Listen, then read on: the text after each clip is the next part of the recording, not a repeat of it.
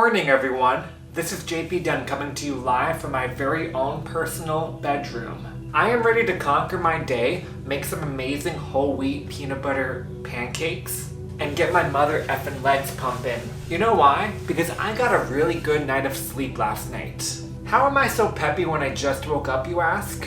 Well, I have some very good sleep habits that I do right before falling asleep that help ensure that I get a nice, long, rejuvenating night of rest. Why is it important to sleep?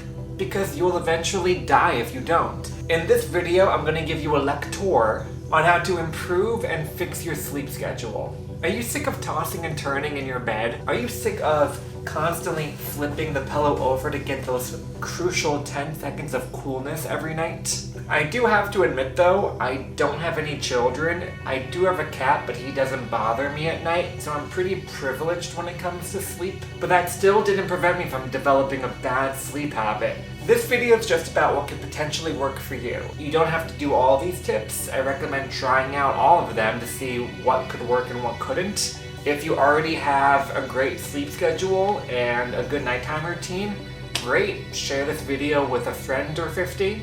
So without further ado, relax your shoulders, and let's get into these tips so we can escape successfully into the land of dreams. Tip number 1, turn off your electronics. Before I go into this, I understand that there are certain mitigating circumstances that require you to have your phone off of Do Not Disturb or on the entire night. Again, these are just methods that I use to help me fall asleep and get a better night's rest. So I had an app that told me how long I was using my phone for and at what times. And I started to notice a pattern. I started to realize that I was scrolling through my phone on Instagram and Facebook at 1 a.m. in the morning. I don't need to be on those apps at 1 a.m. in the morning. All the people I know are asleep, and the people who aren't asleep probably wish they were asleep. Now, the main reason that using your phone at night isn't good is because it emits blue light into your eyeballs. Without getting into the boring science of it all, blue light messes with your circadian rhythms. All light does impact those rhythms, but blue light specifically has the highest impact on them. It stimulates areas of our brain that makes us feel alert and aware. And irregular circadian rhythms can stop the secretion of a hormone called melatonin, which helps us fall asleep. So we obviously don't want melatonin to not be secreted by our brains at night. That's like going to get frozen yogurt and then you go to dispense the chocolate frozen yogurt and strawberry comes out. That's not what I wanted to happen. Stop doing it. So in terms of using your phone at night, we don't need to know what the Kardashians are doing at 2 a.m. We don't need to see what Aunt Myrtle's cats are doing at 3 a.m. 99% of posts, texts, phone calls, and messages can wait until the next day. On top of that, if you don't get enough sleep, you won't even have the brain power and energy to deal with all of that. Tip number 2, stop drinking caffeine or cut it out prior to noon. Do not attack me on this one. We all need to stop. I know how good caffeine can make you feel. Believe me, I get it. I love my macchiatos. I love coffee. I love energy drinks. I love those little 5-hour energy capsules, you know, the ones that you go and they make you go brrr. But I decided to prioritize 7 to 8 solid hours of sleep over my favorite dark roast from Dunkin' Donuts. Because here's what happens inside of you when you consume caffeine. Caffeine blocks something called adenosine. I don't know, don't learn science from me. Caffeine blocks adenosine receptors in your brain. Adenosine is something that builds up within your brain the longer you're awake. It makes you feel tired when adenosine bonds to its receptors.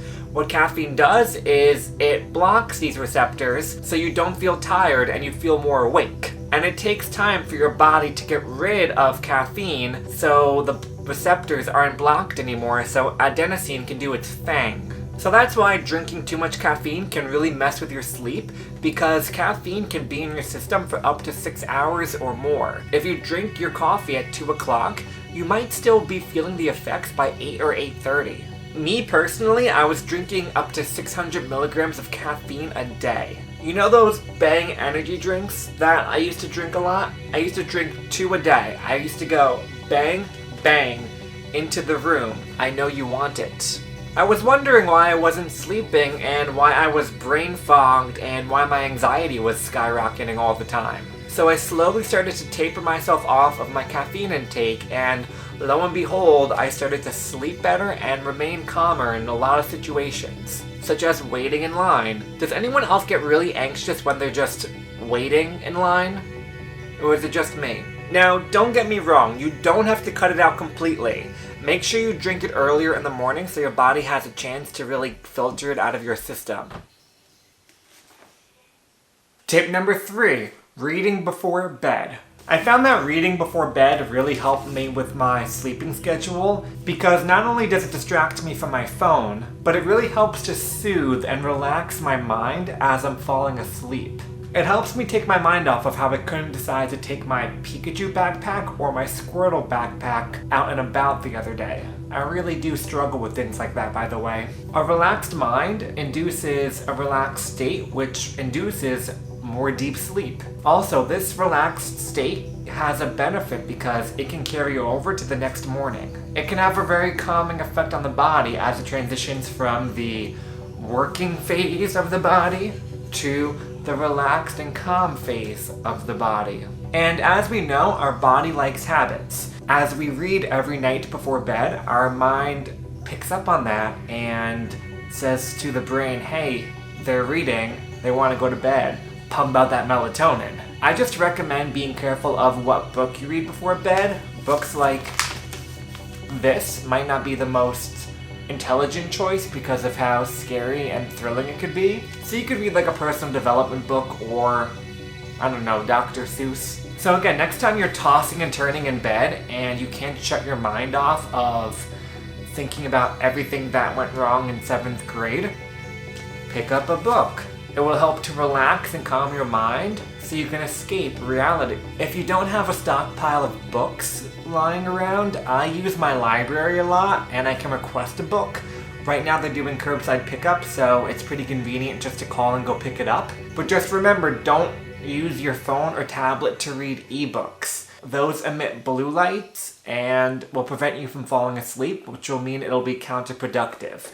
Tip number 4, not eating or drinking liquids 2 hours prior to bedtime. This one's pretty much all up to preference, but I find that I sleep better when my stomach's done digesting food and my kidneys are done filtering my liquids. I don't know if there's any science or reason behind this. I feel like I can relax more when I'm laying down and my stomach isn't full or I'm running to the bathroom every few minutes. When I lay down on a full stomach, I kind of feel like a big burly bear that's about to go into hibernation. Not because I'm hairy and thick. Okay, I'm a little thick. I just feel very, very full. Now, in terms of liquids, the first point is you won't be getting up to use the bathroom every 10 minutes. Because remember, you have to turn on the lights and move. Our brain, when we see lights, doesn't want to secrete melatonin anymore. If we're up and moving out of our bed, it thinks that we're getting ready for our day, so it starts to get confused. Liquid tends to go right through me. I was getting up to go to the bathroom multiple times, and really confusing my brain. I wish my brain and my bladder would communicate better. Also, you know that swishing feeling you get in your stomach after drinking a lot of water? You know, it goes like swish, swish. I hate that feeling. It even gives me sweaty palms just thinking about it. Once I realized that I hated this feeling of fullness right before bed, I started to push my dinner time back a little bit more and more. And that way I was able to relax a lot better and thus get ready for bed. So there we have it, my 4 tips I've given to you to improve your sleeping schedule. This was my recipe to feel less cranky, moody, and miserable during the day, and I currently live by it. If you know someone who struggles with falling asleep, you're only allowed to share this specific YouTube video with them. Have a wonderful night and Godspeed.